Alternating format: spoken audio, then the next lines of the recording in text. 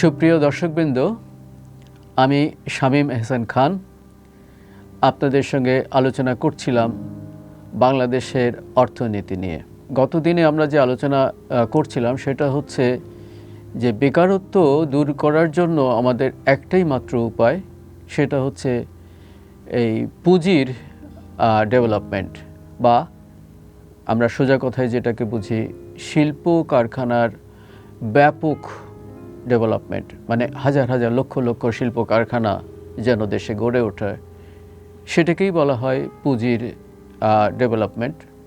তো আমরা মার্কস থেকে আলোচনা, দাস ক্যাপিটাল থেকে আলোচনা করছিলাম যে অর্থ কিভাবে পুঁজিতে রূপান্তরিত হয় এবং সেক্ষেত্রে অর্থ পুঁজিতে রূপান্তরিত হওয়ার ক্ষেত্রে কি কি সমস্যার সমাধান করতে হয় সেটা নিয়ে আমরা আলোচনা করেছিলাম। তার মধ্যে আমি বিশেষ করে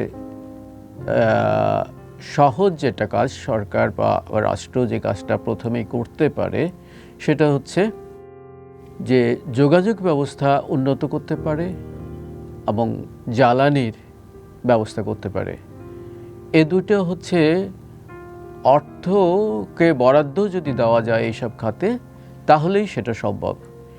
এখন আমরা এই জন্য আলোচনা করব এই বাজেট নিয়ে, যে বাজেটে কিভাবে অর্থগুলোকে অ্যালোকেট করা হয়, বাংলাদেশের বাজেটের যে ধারাবাহিকতা সেটা নিয়ে আলোচনা করব। একটা জিনিস খেয়াল করবেন, সেটা হচ্ছে যে এ পর্যন্ত যত বাজেট বাংলাদেশে হয়েছে সে সম্পর্কে সাংবাদিকদের, বুদ্ধিজীবীদের যে আলোচনা সেটা কিন্তু একটা নির্দিষ্ট দিকেই চলাফেরা করে। বাজেটটা বাস্তবায়নযোগ্য কিনা, এখানে কত রেভিনিউয়ের বৃদ্ধি ঘটলো কিনা, কমলো কিনা, এই রেভিনিউ সরকার আদায় করতে পারবে কিনা, এই সব কথা। কিন্তু আসলে ইনসাইট বাজেটটা কি? হ্যাঁ, রেভিনিউ নিয়ে আলোচনা হয়, রেভিনিউ ঠিকমতো কালেকশন করা যাচ্ছে না, বা কামিং ইয়ারে রেভিনিউ ঠিকমতো আসবে কি না, এইসব সম্পর্কে কথা হয়। এটাই তো আসল কথা না। বাজেটের আসল কথাটা কি? ধরেন আপনার একটা পরিবার, সেই পরিবারের আপনি প্রধান, বছরে আপনার 5 লাখ টাকা ইনকাম হয়। সেই ইনকাম থেকে কতটুকু আপনার পরিবারের জীবন ধারণের জন্য, ভরণ পোষণের জন্য, খাবার, চিকিৎসা, বাসস্থান, হাবিজাবি, এই সমস্ত জিনিসগুলোর জন্য কত টাকা খরচ হয়, আর যে বাকি যে টাকাটা থাকে সে টাকাটা আপনি কিভাবে বিনিয়োগ করবেন, কিভাবে খরচ করবেন, এটাই হয়ে দাঁড়ায় এটা আসল বাজেটের আসল ব্যাপারটা। এখন বাংলাদেশের বাজেট যে পরিমাণটা নির্ধারণ করা হয়ে থাকে, যেমন ধরেন গত বছরের বাজেটে ছিল 25-26 অর্থ বছরে, 25-26 অর্থ বছরের টোটাল বাজেট ছিল 7,90,000 কোটি টাকা। এর মধ্যে ডেভেলপমেন্ট বাজেট ছিল 2,30,000 কোটি টাকা। তার মানে রেভিনিউ বাজেট ছিল সেক্ষেত্রে 5,60,000 কোটি টাকা, আর রেভিনিউ কালেকশন ছিল 4,20,000 কোটি টাকা। তার অর্থ প্রায় 2,50,000 কোটি টাকার ঘাটতি ছিল। এই ঘাটতির টাকাটা পূরণ করা হয়েছে কিছুটা বিদেশি ঋণ থেকে, আর বেশিরভাগ হলো দেশীয় ঋণ থেকে। এবং এখানে সবচেয়ে মজার বিষয় হচ্ছে রেভিনিউ যে ইনকাম, রেভিনিউ যে আয়, তা থেকে রেভিনিউয়ের খরচ, মানে রেভিনিউ খরচ মানে হচ্ছে সরকারের যা কিছু বেতন ভাতা, গাড়ি ঘোড়া, যত সমস্ত সরকার পরিচালনা করতে যে টাকাটা প্রয়োজন হয় সেটাকে রেভিনিউ এক্সপেন্ডিচার বলা হয়। রেভিনিউ ইনকামের থেকে গত বছর রেভিনিউ এক্সপেন্ডিচার বেশি হয়ে গেছে। গত বছরের আগের বছরেও আমাদের লেভেলে, সামাজিক লেভেলে আলোচনাতে আমরা বারবারই আশঙ্কা প্রকাশ করেছি যে অবস্থা ক্রমান্বয়ে খারাপ হবে, কারণ রেভিনিউ যে আয়, সরকারের যে রেভিনিউ আয়, সেটা দিয়ে একটা অংশ খরচ করতে হবে সেটা সরকার পরিচালনা করার জন্য, আর একটা অংশ রাখতে হবে ডেভেলপমেন্টের জন্য, উন্নয়নের জন্য। 90 সাল থেকে যদি আমরা দেখি, 92 সালে বেশ কিছু, 92 সালের কথাই বলি, সে বছরের রেভিনিউ আয় ছিল প্রায় 12,500 কোটি টাকা, অথচ রেভিনিউ এক্সপেন্ডিচার ছিল হলো 7,500 কোটি টাকা। প্রায় 5,000 কোটি টাকা উদ্বৃত্ত ছিল যেটাকে দিয়ে উন্নয়ন করা যেত। কিন্তু এই বছর কি দাঁড়াচ্ছে, 2025-26 অর্থ বছর কি দাঁড়াচ্ছে, রেভিনিউ আয়ের থেকে রেভিনিউ ব্যয় বেশি। তাহলে ডেভেলপমেন্ট বা উন্নয়ন বাজেটের টাকাটা কোথা থেকে আসবে? তার মানে হচ্ছে শুধু উন্নয়ন বাজেট না, রেভিনিউ এক্সপেন্ডিচার সেটারও খরচের বেশ কিছু অংশটা ঋণ থেকে আসবে। এ হলে তাহলে দেশের উন্নয়নটা হবে কেমন করে? যে হচ্ছে না তার একটা বড় কারণ আমরা জানি যে বেকারত্ব যখন থাকে সেটা যে অর্থনীতি কীভাবে সাংঘাতিকভাবে পিছনের দিকে ঠেলে দেয় সেটা আমরা পরবর্তীতে আরও বিস্তারিত আলোচনা করব। গত পর্বে আমরা এই বেকারত্ব নিয়ে আলোচনা করেছি এবং বেকারত্বের জন্য যে বাজেট করতে হবে সেটা নিয়ে আলোচনা করেছি। বিশেষ করে বেকারত্ব কী ধরনের সমস্যা তৈরি করে, এটা তো সামাজিক একটা দুর্বিষহ কষ্টের বিষয়, কিন্তু এর অর্থনৈতিক তাৎপর্যটা কী, অর্থনৈতিক তাৎপর্য যেটা সেইটা বোঝাটা সবচেয়ে প্রয়োজন। কেন আমরা প্রতিনিয়ত যে রেভিনিউ আয়, সরকারের যে মানে কর, এনবিআরের কর, সেটা থেকে যথেষ্ট পরিমাণ অর্থ পাওয়া যাচ্ছে না কেন? জিডিপির একটা বড় অংশ অনেক দেশে, উন্নত দেশগুলোতে 9%, 10%, এমনকি কারোর 11%, আমাদের কখনো কখনো চলে যাচ্ছে 4-5%-এও। এই যে অবস্থা, এবং জিডিপি যেটা যেভাবে বাড়া দরকার সেভাবে বাড়ছে না। এটার জন্য দুইটা দিক, একটা হলো এই যে বেকারত্ব সেটা, এবং বেকারত্ব লাঘবের জন্য যে কাজটা করা দরকার, সেই শিল্পের ব্যাপক শিল্প কারখানার যে উন্নয়ন সেটা হওয়ার জন্য, মানে পুঁজির বিকাশ হওয়া দরকার, সেই কাজটা হচ্ছে না। সেটার জন্য যে জিনিসগুলো দরকার আমরা যদি একটু খেয়াল করি, আমরা যে আলোচনা করেছিলাম গত পর্বে, যে যোগাযোগ ব্যবস্থা, জ্বালানি, এই দুইটা সবচেয়ে আগে ঠিক করা যায়, যেটা সরকার অর্থ এইভাবে বরাদ্দ করলেই করা সম্ভব। কিন্তু আমরা বাজেটে যেটা দেখি সেটা হচ্ছে এলোমেলো খরচ। এই যে আপনার প্রতি বছর, এবছর যেমন ডেভেলপমেন্ট বাজেট করা হয়েছিল 2,30,000 কোটি টাকা, 2,30,000 কোটি টাকা কী কাজে খরচ করা হয়েছে, এইরকম একটা বই প্রত্যেক বছর প্রকাশ করা হয়, যাতে উন্নয়ন প্রকল্পগুলো কী খাতে সরকার এই উন্নয়নের টাকাটা খরচ করবে। তো এর আগের বছরগুলোতে 2,50,000 কোটি টাকাও কোনো বছর খরচ করা হয়েছে, কোনো বছর 2,40,000 কোটি টাকা খরচ করা হয়েছে। 2024 বছরে সেটা খরচ করা হয়েছে 2 লক্ষ, বরাদ্দ করা হয়েছে 2,30,000 কোটি টাকা। তো এই যে বাজেটগুলো, এই উন্নয়ন বাজেটগুলো আমরা যদি খেয়াল করি তো দেখব যে আমরা প্রথমেই দেখছি এই বইটা হলো 2017-18 অর্থ বছরের। যাদের নিজেদের পরিবারের অর্থনীতি সম্পর্কে ধারণা আছে তারা খুব ভালো করেই জানেন যে খরচ করার পরে, নিজেদের আয়ের পরে যে খরচ, সেই খরচ করার পরে যে টাকাটা বাঁচে সেই টাকাটা অনেক ভাগে ভাগ করে দিলে তা থেকে কোনো ফল পাওয়া যায় না। যাদের 1 লক্ষ টাকা থাকে, সেই 1 লক্ষ টাকা থেকে তারা হয়তো একটা দোকান করার চেষ্টা করে, না হলে একটা জমি হয়তো ভাড়া নেওয়ার চিন্তা করে, অথবা এরকম কোনো একটা দুইটা কাজের দিকে বড়জোর তার টাকাগুলো বিনিয়োগ করে। কখনোই একবারে 50টা জিনিসে হাত দেয় না, কেউই দেয় না।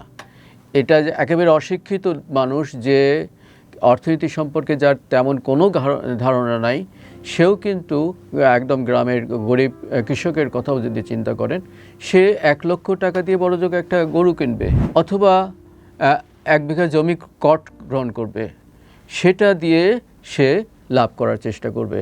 একই সঙ্গে গরু কিনবে, একই সঙ্গে কট নেবে, একই সঙ্গে লিজ নেবে, এরকম অনেকগুলো কাজ সে করবে না।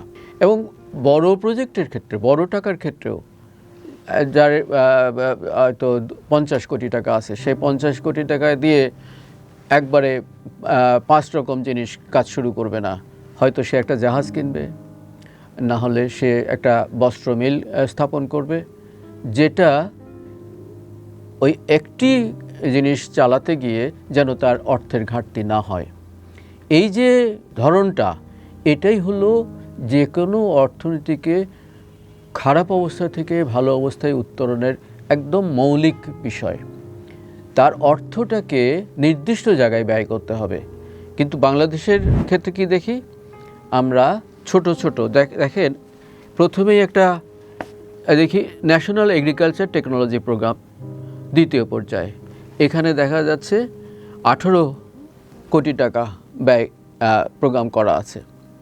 এইরকম ছোট ছোট। তারপরে 2 নম্বরে বাংলাদেশের ফাইটোস্যানিটারি সামর্থ্য শক্তিশালীকরণ 151 কোটি টাকা ব্যয় করার আছে এইরকম। তারপরেরটাই দেখা যাচ্ছে এটা transfer of technology for agricultural production and under blue gold programme. এইগুলো যেগুলো নামগুলো আমি বলবো এগ্রিকালচারের, এর অনেকগুলো নামই আপনারা হয়তো শোনেন নাই। এইসব ছোট ছোট ছোট ছোট অসংখ্যভাবে ভাগে এই টাকাগুলোকে ভাগ করে দেওয়া হয়, যার ফল কি হয়? কক্সবাজার বিমানবন্দর উন্নয়ন প্রকল্প, তারপরে খান শাহজাহান আলী বিমানবন্দর এরকম, তারপরে এই যে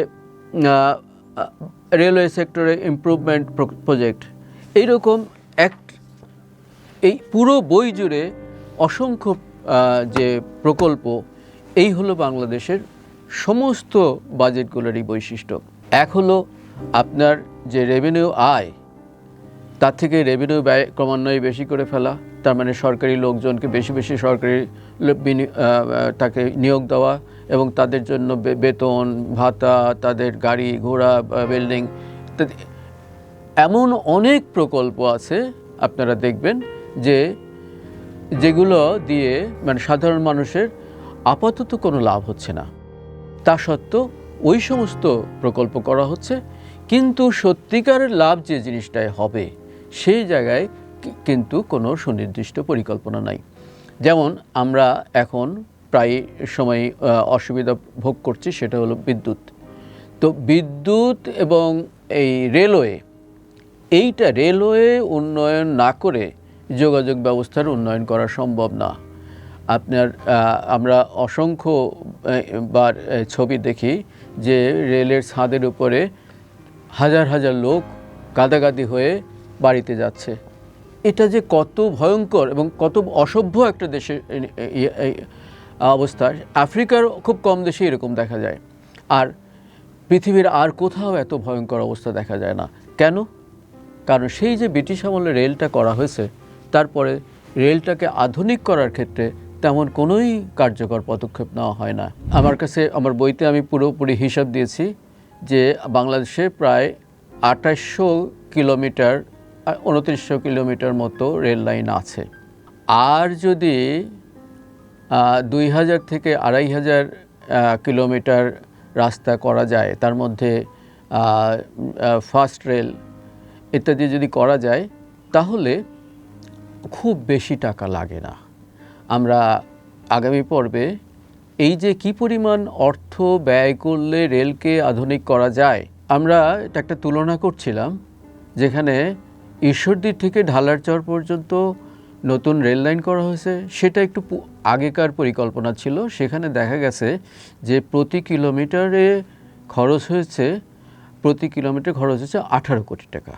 অন্যদিকে চট্টগ্রাম থেকে কক্সবাজার পর্যন্ত 100 কিলোমিটারের লাইন করা হয়েছে, সেটাতে প্রতি কিলোমিটারের জন্য খরচ হয়েছে 180 কোটি টাকা। তা এইরকম যদি পার্থক্য হয়, সেক্ষেত্রে আধুনিক রেল ব্যবস্থা তৈরি করা অলমোস্ট ইম্পসিবল হবে। কারণটা হচ্ছে যে মায়ানমার থেকে 4টা দেশের উপর দিয়ে সেমি হাই স্পিডে ট্রেন যাবে, সেটাও ইলেকট্রিসিটিতে চলবে, সেটাতে প্রতি কিলোমিটারের জন্য খরচ হচ্ছে 60 কোটি টাকা।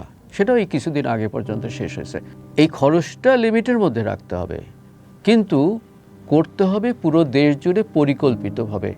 একটা আলাদা আলাদা করে করলে এইভাবে কাজে আসে না। আমরা আগামী পর্বে আরও বিস্তারিত আলোচনা করব যে কিভাবে অর্থটা ব্যয় করলে সত্যিকার অর্থে একদম পূর্ণাঙ্গ একটা কাজে আসবে। কাজটা করতে হয় সবসময় এক্সক্লুসিভলি, একটা কাজের একটু অংশ আর একটা কাজের একটু অংশ, এভাবে বাজেট করলে, এভাবে অর্থ ব্যয় করলে কখনোই ফল পাওয়া যায় না। সুতরাং আগামী পর্বে আমরা আরও সুনির্দিষ্টভাবে আলোচনা করব যে কি আমাদের যে এত বিরাট এত অনেক বেশি প্রকল্প না নিয়ে কয়েকটা সুনির্দিষ্ট প্রকল্প গ্রহণ করে 10 বছর বা 5 বছর বা 7 বছর একটা টাইম নির্ধারণ করতে হবে, সেই সময়ের মধ্যেই প্রকল্প শেষ করতে হবে।